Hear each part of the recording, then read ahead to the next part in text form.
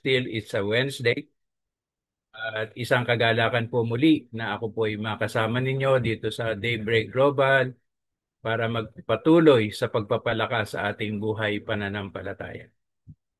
Sige po, bago po tayo magpatuloy sa ating pong pagbubulay-bulay, okay lang po ba kung mamarapatin ay hilingin ko po si Brother Virgil Ampil ay listening pala para pangunahan sana tayo sa opening prayer eh. Okay Pero lang po kahit po, yan. Okay lang po. Sige po, sige po, sige po, Pastor. sige po. Mga nanangin po tayo. Our most gracious Heavenly Father, hallelujah. Lord Jesus Christ, hallelujah. Holy Spirit, hallelujah. As you have promised, whether two or three are gathered in your name, you're in our midst, O Lord God. Lord, nililift up namin ngayon, araw na to, si Pastor Paul, sa kanyang sasabihin na nanggaling sa inyo, na lahat po ng pagpapala ay matanggap namin. Buksan niyo po ang aming tenga, buksan niyo po ang aming mata, buksan niyo po ang aming pangunawa sa lahat ng kanyang i-relay sa amin, yung i-share niya sa amin, Panginoon. Salamat din po sa kagalakan ng bawat isa sa amin na nakarating na naman kami sa Daybreak Global, Panginoon. Alam po namin, hindi mo kami pinababayaan. Naway itong buong maghapon na to ay maging pagpapala sa amin, sa bawat isa sa amin, Panginoon. Lahat na ito'y dinadalangin namin sa pangalan ni Jesus. Amen. Amen, amen. Thank you po, Kuya Opo. Virgil. Sige Opo, po, opo. tayo ay magpapatuloy. Allow me to share my screen upang sa ganon ay sama-sama po nating pagbulay-bulayan itong napakagandang gawa. Okay?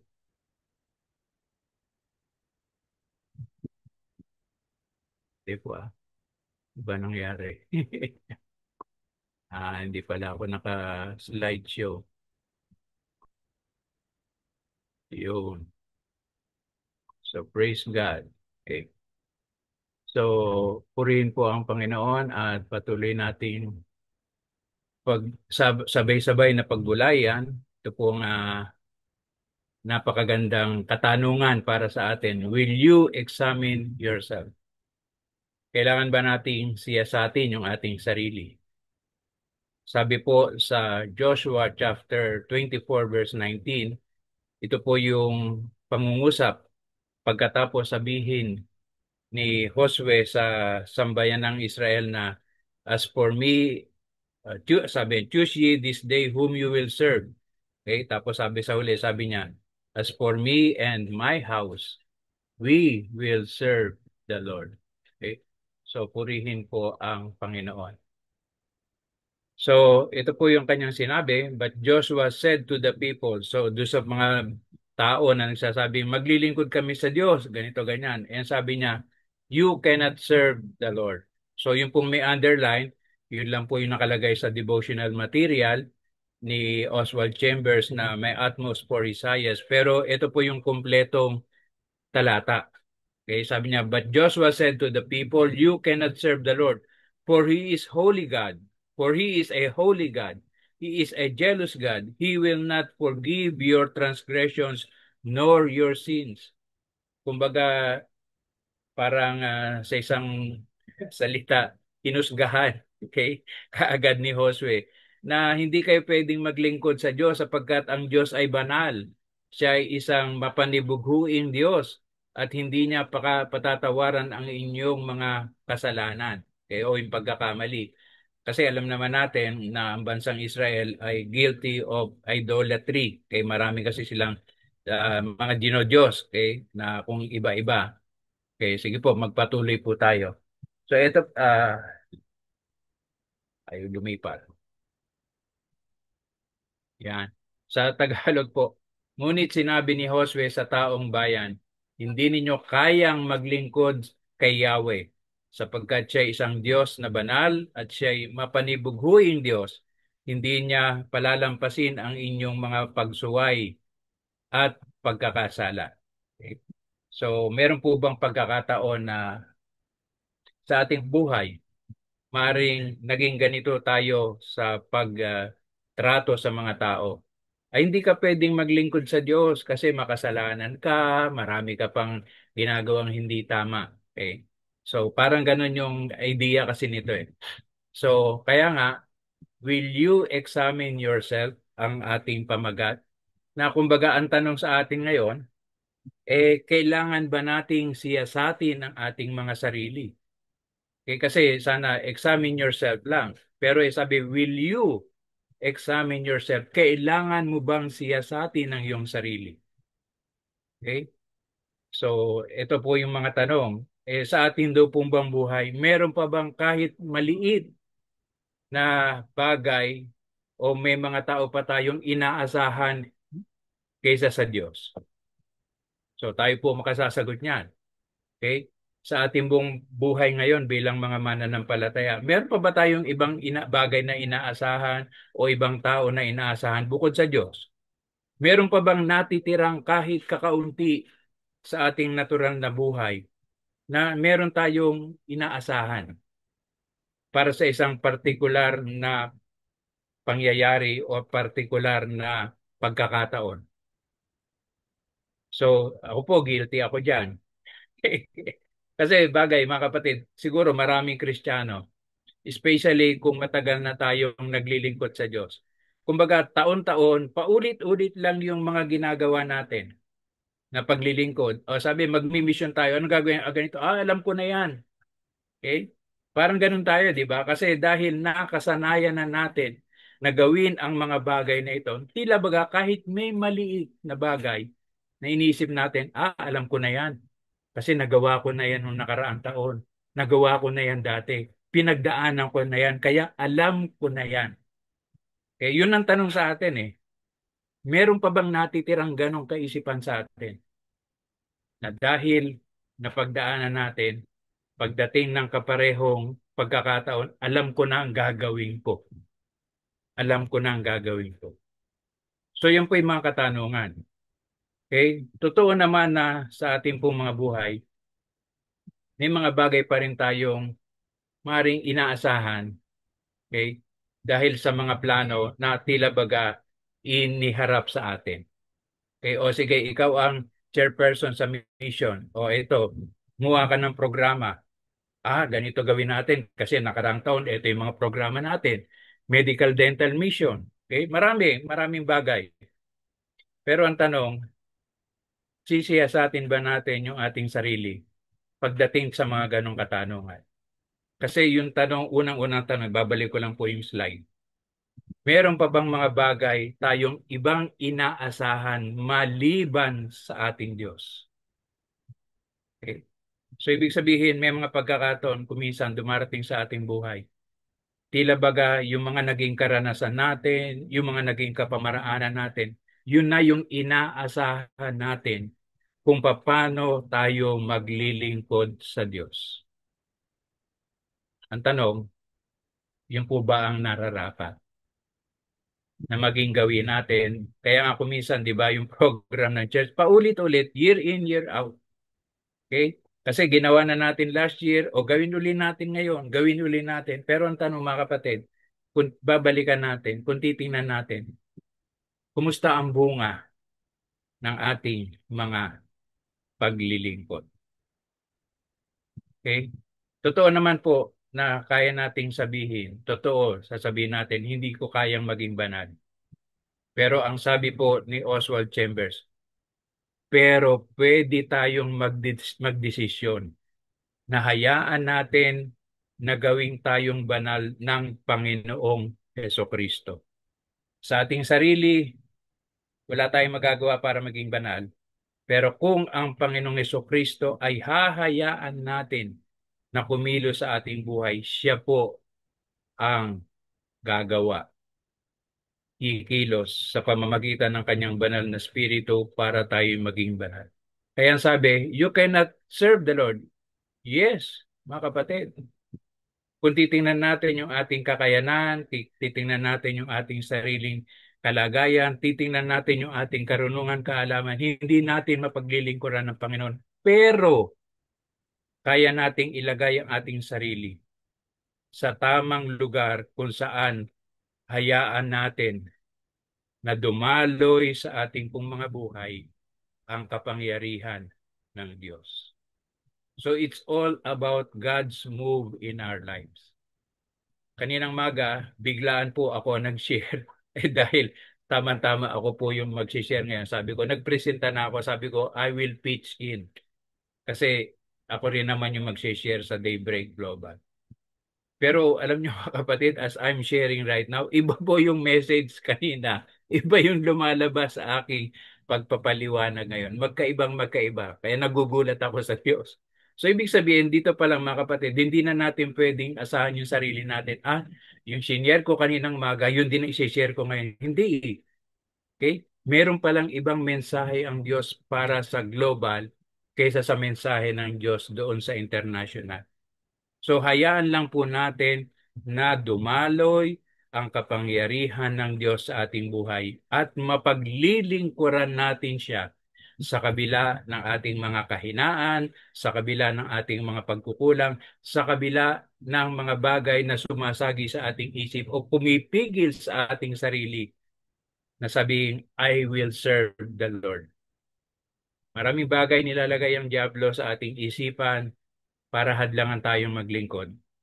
Ngunit, mas makapangyarihan ang Diyos na nasa atin kaysa sa Kanya na nanggugulo lang sa plano ng Diyos sa atin. Kaya mga kapatid, ito po yung hamon sa atin. Kailangan nating ilagay ang ating sarili sa tamang posisyon para, para kumilos sa ating mga buhay. Dumaloy sa ating mga buhay ang kapangyarihan ng Diyos. So, tanong, kumusta po yung ating relasyon sa Diyos?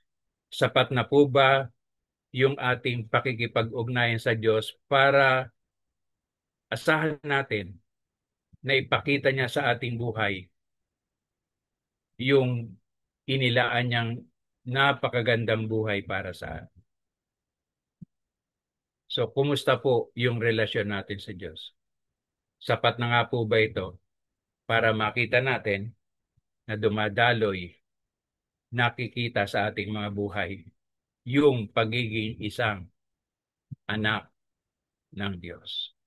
Alam niyo mga kapatid, may advance reading na po ako sa ating mga devotional material.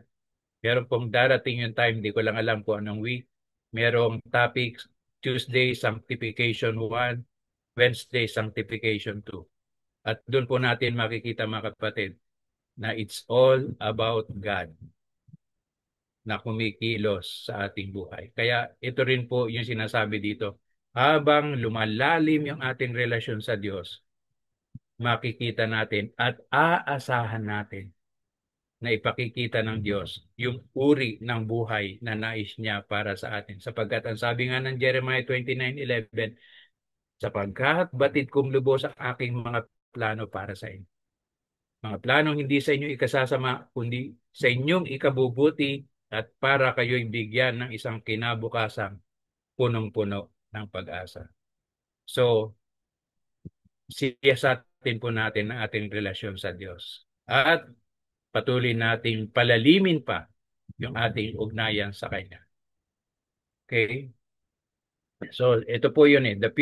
Sumagot ang mga tao, no, but we will serve the Lord. Okay? So, yung kanina, na verse 21 na po ito kasi kanina verse 19 na sinabi, you cannot serve the Lord because God is holy, so and so, ganon. Pero ang sabi ng mga tao, nagpupumilit sila. No. Okay?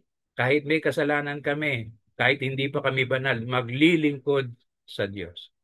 Pero sabi ni Oswald, mga kapatid, this is not an impulsive action. Hindi ito pabigla-biglang aksyon, kundi ito'y isang deliberate commitment. Ito talaga isang payak na pagtatalaga ng kanilang buhay, na susunod sila, okay? At maglilingkod sila sa Diyos. Biro mo mga kapatid, si Josue nagsabi, hindi kayo pwede maglingkod sa Diyos. Pero ang mga tao nagpupumilit, hindi, maglilingkod kami sa Panginoon. Okay? So mga kapatid, kumusta kaya yung ibang mga tao? Okay? Talagang ba nagsusumiksik sila? Hindi, maglilingkod ako sa Diyos kahit makasalanan ako, kahit may kasalanan. Hindi, maglilingkod ako sa Diyos kahit hindi ako nakapag-aral. Maglilingkod ako sa Diyos kahit kulang ako ng pera. Okay? Maglilingkod ako sa Diyos kahit meron ng kapansanan. Sana makita natin yung ganyang uri ng commitment sa ating mga kapwa mananampalataya. Upang sa ganon, yung kakulangan sa mga manggagawa. Naalala ko yung message last Sunday kasi, di ba? The harvest is plentiful but the laborers are few. So mga kapatid, kung talagang magpupumili tayo sa kabila ng hinahadlangan tayo ng ibang tao na maglingkod, makikita natin, mga kapatid, ang pagkilos ng Diyos. Kaya nga sinasabi, we tend to say, but God could never have called me to this. Pero hindi ako pwedeng tawagin ng Diyos sa ganitong uri kasi hindi ako karapat-dapat. Hindi ako ito. Hindi ito ako. Okay? Hindi siguro hindi ako tinatawag na kasi alam natin 'yan eh. Especially kapag namimili na ng mga leaders, 'di ba, sa church. Ay, pastor, wag na ako, siya na lang. Kasi kilala niyo naman ako, ganito. Dami-dami nating alibay. Wag lang makapaglingkod sa Diyos. Wag lang tumugon sa tawag ng Diyos. Pero mga kapatid, ang ganda talaga nung minemeditate ko ito. Talaga napakagandang i-share na bilang hamon sa atin na gaano man tayo hindi karapat-dapat, tayo'y tinatawag ng Diyos. Alam natin, minsan may nakikita tayong mga post sa internet, di ba? Sabi, si Moses, utal. Sabi niya, di ba? Si Abraham naging makasalanan kasi sinipingan niya si Hagar, di ba? Si David, ganun din, tungkol kay Bathsheba. Maraming mga ginamit na lingkod ng Diyos na may kasalanan and yet, ginamit sila ng Diyos, sumunod sila sa kalooban ng Diyos. So, sino makakahadlang sa atin kung talagang sa ating buhay meron tayong masidhing hangarin na maglingkod sa Diyos? Okay? Sabi nga ni Oswald, ikaw nga yan. Ikaw nga yung pinipili na maglingkod sa Diyos. Sa gaano man tayo kahina, okay? O ng ano yun, ng lalata, okay? Okay, the better, sabi niya. Bakit? Ang isang taong patuloy na umaasa at nagtitiwala sa kanyang sarili, siya yung pinakahuling magsasabing, maglilingkod ako sa Diyos. Pero mga kapatid, katulad ni Pablo, sabi ni Pablo, di ba, when I am weak, then I am strong. And we can do all things through Christ who gives us strength. Okay? Gaano man yung ating kahinaan, sabi nga ni Pablo, nung nakikipag-bargain siya sa Panginoon, yung kanyang thorn in the flesh. Sabi niya, 3 times, I have pleaded to God to remove this thorn. Pero ang tugon ng Diyos, my grace is sufficient for you. Yung biyaya ko ay sapat para sa iyo. So mga kapatid, sa ating pong buhay, huwag po nating tingnan yung ating sariling kalagayan. Huwag nating tingnan yung ating kaalaman. Huwag nating tingnan yung ating kakayanan. Bagkus ang tingnan natin yung kayang gawin ng Diyos sa buhay natin sa kabila ng ating mga iba't ibang kalagayan sa buhay. Yun po yung hamon, mga kapatid, na sa atin maraming sasabihin, ay bakit siya pipiliin mo? Walang pinag-aralan niya. Pumili tayo ng iba na marunong, matalino, yung merong magandang posisyon kahit sa pamahalaan, siya yung piliin natin para maglingkod sa Diyos. Nakakalimutan natin yung may hina. Pinapaalala lang po sa akin ng Holy Spirit. If I remember right, First Corinthians chapter 12, verse 22 siguro yon, verse 22. Okay? 'Di ba yung dito pinakita ni Pablo, inihalin tulad ni Pablo, ang tawag dito, ang iglesia bilang katawan ng Panginoon. At dito rin niya ipaniliwanag yung mga different gifts. Pero may sinabi siya, yung mga bahagi ng katawan, na tila baga sa tingin natin ay mahihina, sila pa yung mahalaga. Okay? Yung mga bahagi daw ng ating katawan, okay, baka paraphrase na lang po ito pero pakitingnan na lang po, na sa tingin natin mahihina. Yun daw ang mahalaga. Tingnan natin sa ating katawan mga kapatid. Yung mga internal organs natin, kung titingnan natin, mahihina yan eh. Compared dito sa kamay natin, 'di ba? Compared sa paa natin, compared dito sa mga may muscle, pero yung mga internal organs, especially yung heart na nasa gitna ng ating katawan, mahina 'yan. Kaya konting saling mo lang diyan kumisan, nabubutas madali. Pero yun ang mahalaga. Yun ang mahalaga. So mga kapatid, sa ating buhay, huwag nating tingnan yung ating kakayanan. Bagkus ang tingnan natin yung kayang gawin ng Diyos sa buhay natin. Kaya nga sabi ni Pablo, pinili ng Diyos yung mga mangmang ng mundong ito para hiyain ang mga matatalino. Okay? Kasi nga, tingnan natin yung mga alagad ng Panginoon. Kaya nga hindi sila makapaniwala eh. Kasi mga ordinaryong mangingisda, hindi nga nakapag-aral. Okay? So, and yet, when they decided to follow Jesus, amazing things yung nakita nila. At nung umalis na ang Panginoon, sila naman yung nagpatuloy sa pagpapalaganap ng kaharian ng Diyos. Kaya mga kapatid, sa ating pong buhay, huwag na nating tingnan yung ating sarili. Okay? Ang tingnan natin yung kayang gawin ng Diyos sa ating buhay para ipaglingkod sa Kanya. Okay? Sabi po, tuloy po, we say, oh, if only I really could believe. Sana nga. Kung maniniwala lang ako na kaya akong, pero ang tanong sabi, will I believe? Maniniwala ba ako? Mananalig ba ako na kaya akong gamitin ng Diyos sa kabila ng ating mga kakulangan? Mga kapatid, si Nick Boshikik, okay? Di ba? Alam natin, okay, a man without limbs, wala siyang kamay, wala siyang mga paa, and yet, mga kapatid, kung tinignan kaya niya yung kahinaan niya, paano ako maglilingkod sa Diyos? Wala akong mga paa, wala akong mga kamay. Ano ba gagawa ko? And yet, look at him now. Isa sa mga kinikilala na mga magagaling na evangelist, all because naranasan niya yung pagkilos ng Diyos sa buhay niya when he surrendered his life to the Lord. Kaya nga mga kapatid, makita natin noong si Jesus ay walang magawa doon sa sarili niyang bayan. Bakit? Kasi he did not do many mighty things there because of their unbelief. Dahil hindi sila naniniwala. Kasi nga, simula sa kapanganakan, paglaki ng Panginoon Kristo until he became 30 years old, wala silang nakitang kamangha-mangha sa buhay ng Panginoon. Yes, meron siyang katalinuhan kasi nakikipagdebate pa siya doon sa mga tao sa simbahan, tao sa templo, pero doon sa pamayanan na kanyang kinalakihan, he was just an ordinary carpenter's son. Kasi nga wala pa siyang ginawang himala. Bakit? Nagsimula lang gumawa ng himala ang Panginoon when he was baptized in the river Jordan, when the Holy Spirit came upon him.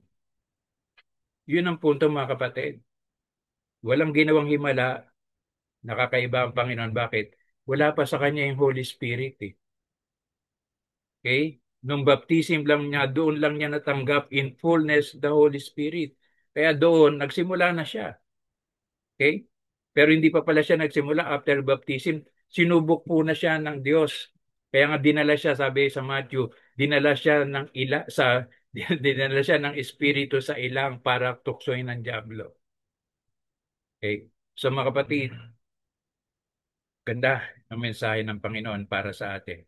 Ang kailangan, paniniwala, pananampalataya na may magagawa ang Diyos para sa atin. Anuman ang ating kalagayan, anuman ang ating katayuan sa buhay. Kung tayo tulay na naniwala sa ating Diyos, at naniniwalang gagawin niya kung ano yung sinabi niya. Isipin natin mga kapatid, kung ano tayo kaya kung talagang may paniniwala tayo sa Diyos at gagawin niya yung sinabi niya. Kaya ang tanong mga kapatid, do I really dare to let God be to me all that He says He will be? Okay? Talaga bang susubukin natin? Hindi. Hahamunin, parang hahamunin natin na gawin ng Diyos kung ano talaga yung gusto niyang gawin sa aking buhay. Kasi nga, di ba, sabi ng uh, Jeremiah 29, sapagkat batid kong lubos ang aking mga plano para sa iyo. Will we dare to allow God na gawin niya kung ano yung plano niya sa atin? Then yung panalangin itinuro ng ating Panginoon Kristo, your kingdom come, your will be done on earth as it is in heaven. So kung ano yung plano ng Diyos para sa atin doon sa langit, hahayaan ba natin na gawin na ng Diyos sa buhay natin dito sa lupa? Yan po ang hamon sa atin. Do I really dare to let God be to me though that He says He will be? Para bang, Lord, sabi ng salita mo, ikaw ang Diyos ng kagalingan. Sabi ng salita mo, sa pamamagitan ng mga sugat sa katawan ng Panginoon Kristo, pinagaling mo na ako. Para bang hinahamon ba natin? Hahamunin ba natin ang Diyos?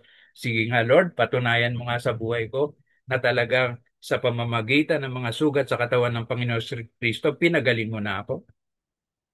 Okay. So, ibig sabihin doon mga kapatid, as we continue to serve the Lord in spite of all our frailties, in spite of all our weaknesses, in spite of everything na nakikita nating negative sa ating buhay, doon ipakikita ng Diyos at doon tutuparin ng Diyos yung kanyang mga pangako. Mga kapatid, doon sa Great Commission ng Panginoon Kristo, go ye and make disciples of all nations, baptizing them in the name of the Father, the Son, and the Holy Spirit, teaching them to obey all that I have commanded you. And lo, I will be with you to the ends of the earth. So anong punto, mga kapatid? Kailangan gawin natin, hahayo tayo, gagawin nating alagad yung mga tao, tuturuan natin sila sumunod sa ating Panginoon Kristo at doon natin mararanasan yung pagsama ng Diyos. Yun po ang naranasan ng mga alagad base doon po sa account ni Mark. Mark 16:20 na habang sila'y nangangaral, sinamahan sila ng Panginoon sa pamamagitan ng mga signs and wonders na ipinakita ng Diyos sa kanilang mga buhay. Kaya ito rin po yung hamon sa atin mga kapatid. Hindi naman sa hinahamon natin ng Diyos, kundi makikita natin, mararanasan natin na gagawin ng Diyos kung ano yung sinabi niyang kaya niyang gawin sa buhay natin habang tayo'y naglilingkod at nagtatalaga ng ating buhay sa paglilingkod sa Diyos. Purihin po ang Panginoon. Kaya ito po yung wisdom from Oswald. There is no condition of life in which we cannot abide in Jesus. Wala daw pong kalagayan sa buhay natin na hindi tayo pwedeng umugnay sa ating Panginoon. Mas kailangan nga nating umugnay sa Panginoon kapag mahihina tayo, di ba? Okay. Kasi sabi nga, nung I am the vine, you are the branches. Sabi ng Panginoon, wala tayong magagawa malibang tayo hiwalay sa Kanya. Kaya we have to learn to abide in Him wherever we are placed. Saan mang dako tayo naroon, saan man tayo dalhin ng Panginoon habang tayo sumusunod, naglilingkod sa Kanya, matutunan nawa nating laging umugnay sa Kanya sa bawat pagkakataon. Mga kapatid, maraming salamat po sa mensaheng itong ating napagbulay-bulayan sa umagang ito. Tunay na itong aklat na may Atmos for His Highest, hindi po pagkakataon na ito yung ating pagbubulay-bulayan for the whole year of 2025. Ito po'y pinlano ng Diyos. Ito'y hindi pagkakataon, ito'y itinalaga ng Diyos na ito yung pagbulay-bulayan natin sapagkat ginigising po tayo ng Diyos sa ating mga kalagayan upang sa ganoon sa ating pong mga buhay, mapaglingkuran natin siya hindi nang naayon sa ating gusto, Hindi naman naaayon sa ating kapamaraanan, kundi mapaglingkuran natin siya ng naaayon sa kanyang kalooban, naaayon sa kanyang mga plano, naaayon sa kanyang mga kapamaraanan, anuman ang ating mga kalagayan sa buhay. Sa Diyos po ang papuri. Sa pangalan ng Ama, ng Anak, ng Espiritu Santo. Amen, Amen, Amen. Amen. Thank you, Pastor Paul. Amen. Pastor Paul, marami pong salamat. Patuloy na tayo po ay dadako sa panananginan at tunay nga ang mensahe po ng Diyos sa ating pong kalagitnaan at isang paalala sa atin na kung paano tayo sumunod at kung paano tayo maniwala at kung paano tayo dapat gawin, tuptin ang kanyang kalooban, ang kanyang banal na salita. Kaya tama nga po, there is no condition in life which we cannot abide in Jesus. We have to learn to abide in Him wherever we are placed. Kung saan man tayo dako. Ano man ang ating pong pinuntahan, kinalalagyan, saan mang bansa, mga kapatid, God put you there because God wants you to lead, to teach, to preach, but in action, that Jesus may see it unto us what God is able to us. So sa oras po ito, mga kapatid,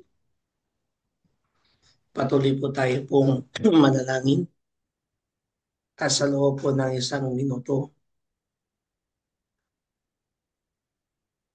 magkaroon po tayo ng Share ko na personal. po. Sige po, Pastor. Marami pong salamat. Magkaroon po tayo ng personal na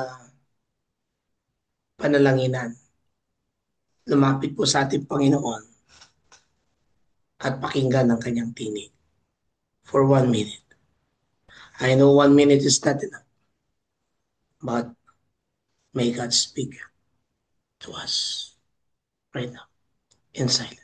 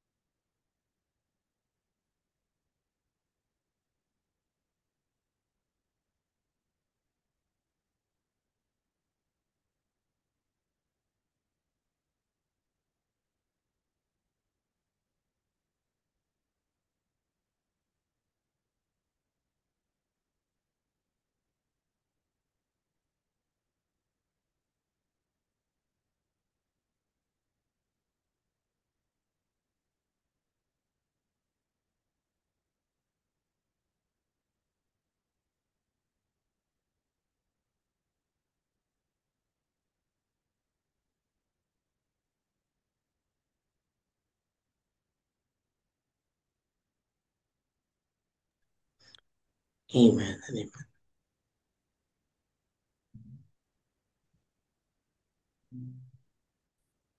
So oras po nito mga kapatid, tayo po ay patuloy na manalangin at ipanalangin ngayon ang business sector.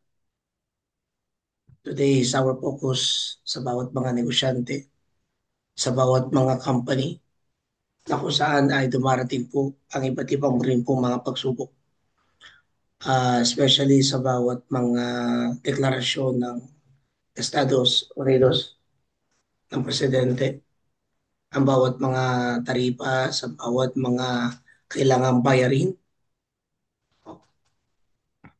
So patuloy po natin pong ipanalangin sapagkat yung mga kalakalan na yan ay isang nagagamit upang ang ating mga kapatiran, ang ating mga kababayan o mga ibang lahi man ay nagkakaroon din ng kanilang kumbaga diyan po sila nagtatrabaho. At sa ating pong sa kanilang pagtatrabaho, naway bigyan sila ng kalakasan at karunungan ng Diyos upang patuloy na magkaroon pa ng mas lalim pa ng ideya na may pagkatakot at pagsunod po sa Panginoon. Sa loob po ng 1 minuto, tayo po ay manalangin at Lord, patuloy po kami sa pagdakip po sa iyong dakilang pangalan.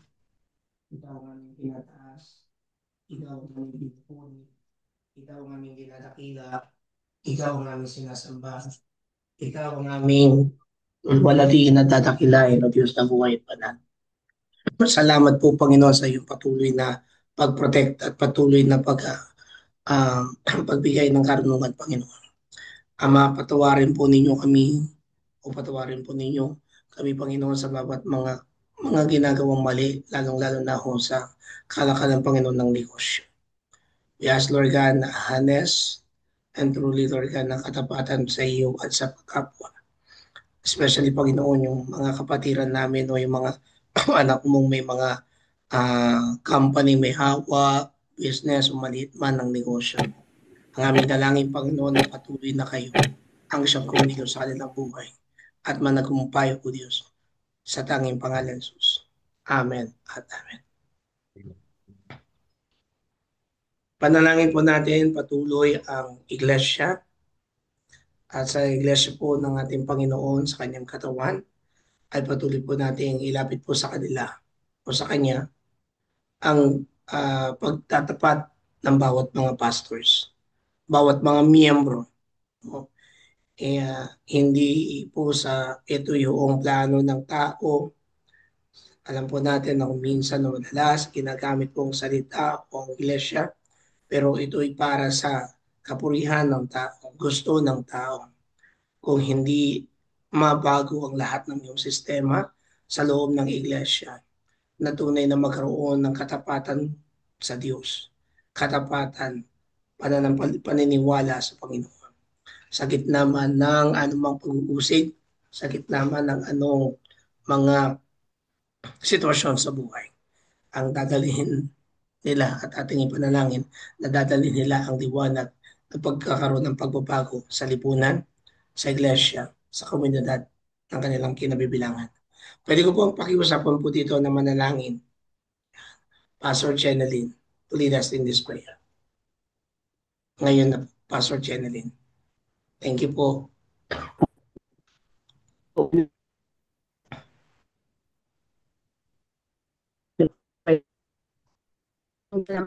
Ang po ay dumudog sa iyo. Diyos na kasahan na siwa ng langit at lupa. Nakakaalam po sa lahat ng bagay dito, Lord God. Kaligitan. Pero namin, Lord Jesus, at ang iglesia at ang ministry ng bawat isa. Maliwanag ang ipinahayag mo sa pamamagitan ng iyong lingkod na si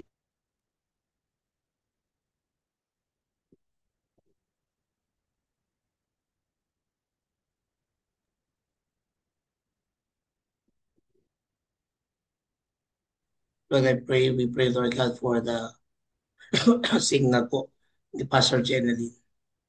In Jesus' name. In Jesus' name. Thank you.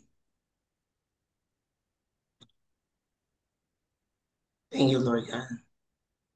Thank you, Jesus. Pastor Jeneline?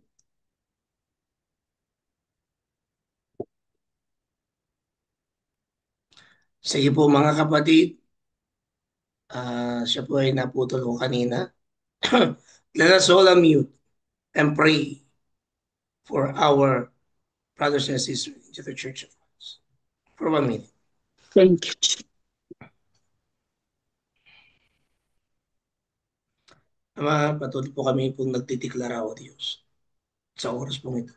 Lord God in Jesus. Kapayapaan ang patuloy na pagbigyan mo sa puso ng bawat mga manggagawa. Katapatan na nanggagaling sa iyo. Turuan mo kaming maging tapat sa inyo, Panginoon. Turuan niyo kaming mananatiling nagmamahal sa inyo. At itong katapatan ng pagmamahal na may pananampalataya, paniniwala, ay naway makita ng bawat mga taong nakakasalamuha sa pag-araw-araw. Magmula sa mga kabataan, bata, matanda, mga babae at mga lalaki. Tunay nga, Panginoon, nawa ay magbigay ng sangliwanag at tunay na nakilang pagbabago sa loob at labas ng iyong iglesia. In Jesus' name we pray. Amen. Amen.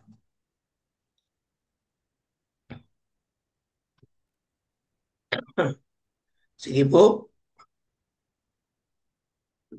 Patuloy po tayo manalangin at ipanalangin po ang bawat mga kapatid po nating nasa banig ng karamdaman.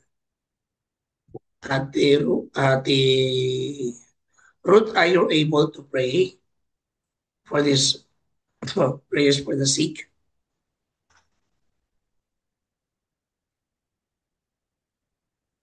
Ay, listening mode po lang po siya. Ate Flora,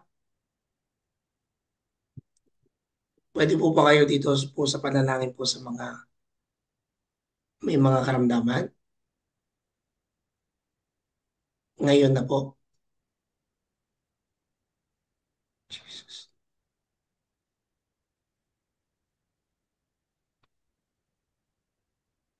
Thank you. Hallelujah. For 1 minute, ayun. Ate Flora, sige po, kayo na po. Salamat.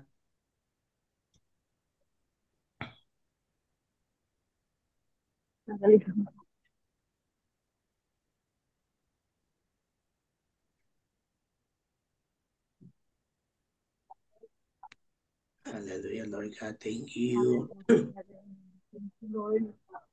You have given us again another chance to God. Lapit pa ngayon ang aming karamdaman mo. Alam po lang ng Panginoon na walang ibang pagpagaling sa kanila, kundi ikaw namin. Kaya narito po muli kami. O God, ilalapit po silang lahat sa iyo. Hindi ko po sila mapangalanan na isang pagkakas. Pero Lord, you know us, Lord God, you know each of them one by one, O God. At Lord, bibigay ka namin ang iyong, O God, nakamay, Lord God, ng iyong ipatong po sa bawat isang kanila, Panginoon, at niniwala ko pa. Sila po, Lord God, gusto niyo po silang gumaling na alam niyo silang sisirapan. Lord, gusto mo po ang bawat isang sa iyo na lahat ay malalakas at maluluto po sa oras na ito. Hinihiling ko po ang Panginoon sa ito po hugasan ng inyong banal na ito. Patawarin po sila bawat isang sa ito sa inyong banal na ito. Hayaan niyo po ng inyong banal na ito ang siyang dumali po sa kanilang mga katawan upang lahat ilagay ang ito ay mahugas po sa kanilang. At Lord, muli ay ibabangon niyo sila upang makapagsilbi ng ulit. At Lord, we pray also, Lord, for the doctors and all hospital staff and even the medics that you bless and anoint it, Lord. That as they drink, Lord, they will get better. Maraming salamat po naman sa inyong nakikinig po sa aming panibang. At Lord, hindi pa lang, ipapasalamat po sa kagalingan na inyong pang-ibig. Ganun na rin po, gumaling na Salamat po sa buhay niyo. At tinitingnan din po namin ang kaligtasan ni Brother Benji at related sa ang iyong pag-host. Hindi ko sa kanilang mga pulooban ay ikaw dito, bibigid Lord, na walang magpapit na at ng Panginoon, nagpapasalamat sa kami. Nang maraming sa iyong pasikinod at Lord God for answering.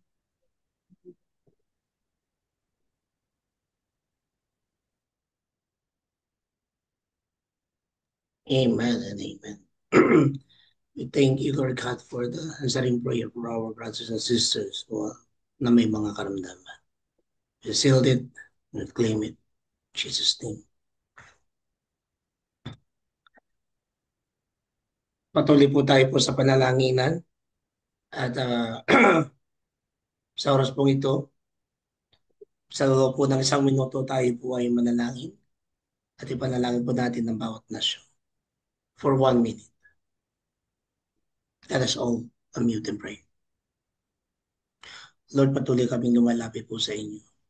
Tinadalangin po namin, Panginoon, sa oras pong ito, ang bansang Israel, ang bansang Gaza, Iran, Palestine at Lebanon at Yemen, ang Ukraine, ang Russia, ang Pilipinas, ang China, ang India, ang Pakistan, ang Africa, ang bansang USA at ang Canada, Australia. Sa gitna man ng anumang sitwasyon, Panginoon, na dumadanas man ng anumang sakuna, flooding, o mga political crisis, we ask, Lord God, patuloy na kayo, Panginoon, ang siyang pumilos. At kayo, Panginoon, ang siyang managumpay. We rebuke, Lord God, the work of the enemy, the Satans. We rebuke, Lord God, the war. We rebuke, Lord God, the misunderstanding, misconceptions. But we pray for peace, peace, shalom in Jerusalem, in Israel, in each country. In Jesus' name we pray. Amen and amen. And happy birthday, Pastor Paul, nung nakarahan po o kahapon. Sa oras pong ito, mga kapatid, inihayaan po kayong lahat po ay mag-mute at tayo po. Ay, pardon, July this is 8 po, July. po, June 8. Yes, July. Sorry. Gusto ko pang balikan yun, ano? Okay. Thank you po. Sige po, mga kapatid, let us all unmute and let us pray for Pastor Paul. Panginoon, marami pong salamat o Diyos sa buhay ni Pastor Paul.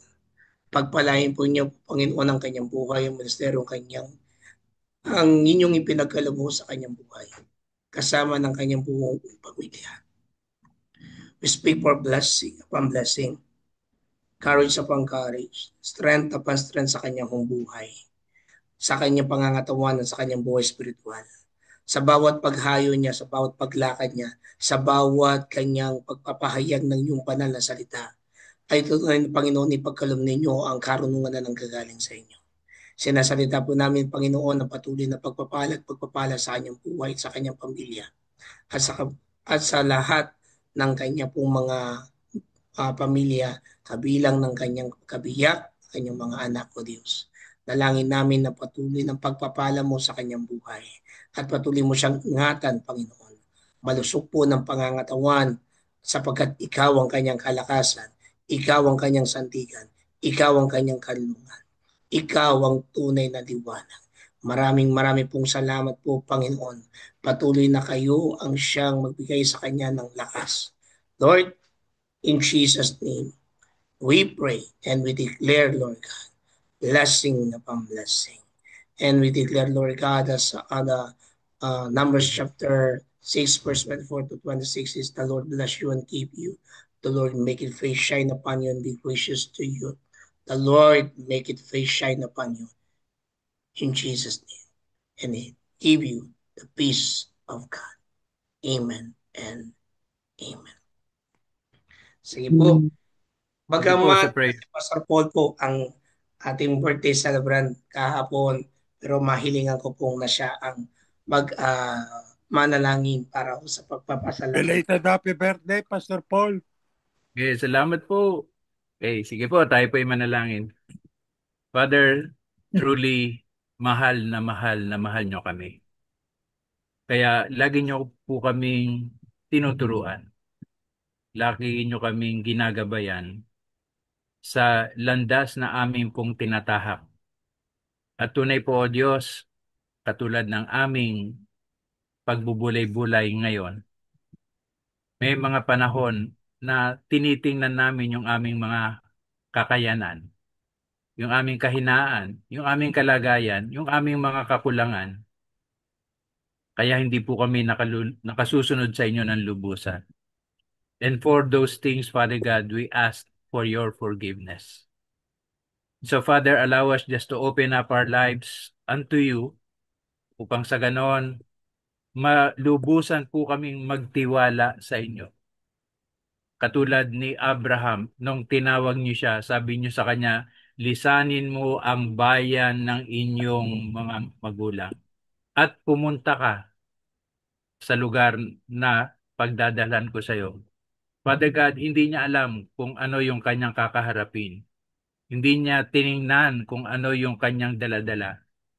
Bagos malinaw na siya'y sumunod sa inyo ng may pananampalataya. Father, allow us to have that kind of faith na hindi man kami sigurado kung ano yung ipapagawa mo, hindi man namin kayang gawin kung maaring sa aming ayon sa aming kakayanan yung mga bagay na ipagagawa mo sa amin. Pero nandun ka. Ang mahalaga, nandun ka. At doon sa panahon na kami sumusunod, doon po ninyo kami bibigyan ng kakayanan, bibigyan ng kapangyarihan para magawa namin yung gusto mong ipagawa sa amin. Tunay po, kakaiba yung pagkilos nyo sa pagkilos namin. Kakaiba yung pamamaraan nyo sa pamamaraan namin. Kakaiba yung kaisipan nyo sa kaisipan namin. And everything, Lord, that is attributed to you, it is supernatural in nature. Kaya kung nais po naming maranasan yung mga bagay na ginawa ng Panginoon Kristo at higit pa, yun po yung sinasabi niya sa kanyang mga alagad, higit pa sa mga nagawa ko ang magagawa nyo. All because of the Holy Spirit in our lives. So Father, sabi rin po ng iyong salita, trust in the Lord with all your heart and lean not on your own understanding. In all your ways acknowledge Him and He will direct your path. Hayaan po ninyo, Ama, na ito po'y maging mga pamantayan namin sa aming pong pagsunod, sa aming paglilingkod sa inyo. Upang sa ganon sa aming buhay, kayo po ang napararangalan at hindi po ang aming mga sarili, hindi yung aming denominations. Kayo at tanging kayo lamang, sapagkat tunay na wala kami magagawa malibang kami nakaugnay sa inyo. Kaya salamat po. Salamat sa mga salitang iyong patuloy na idinadala sa amin araw-araw, mga salitang gagabay sa amin, mga salitang huhubog sa amin upang sa aming buhay, lahat ng gagawin namin, yung pinagagawa mo lang. Kasi ganun po ang Panginoon Kristo eh. Sabi niya, wala akong ginagawa, malibang nakita kong ginagawa ng aking amang nasa langit. Wala siyang ginagawa, malibang sinasabi niyo sa kanya. And so, let it be na mangyari din po sa aming mga buhay. Purihin kayo, dakilain kayo, salamat sa presensya ng banal na Espiritu na siyang magiging gabay namin sapagkat ang sabi ng Panginoon Kristo, pagdating sa amin ng Espiritu ng katotohanan, siya ang magpapaalala sa amin sa lahat ng sinabi ng Panginoong Hesus at siya rin po ang magpapahayag sa amin ng mga bagong bagay. Kaya salamat. Truly, kayo ang aming Diyos na pinaglilingkuran. Kaya kayo po ang dapat masunod sa aming pong mga buhay.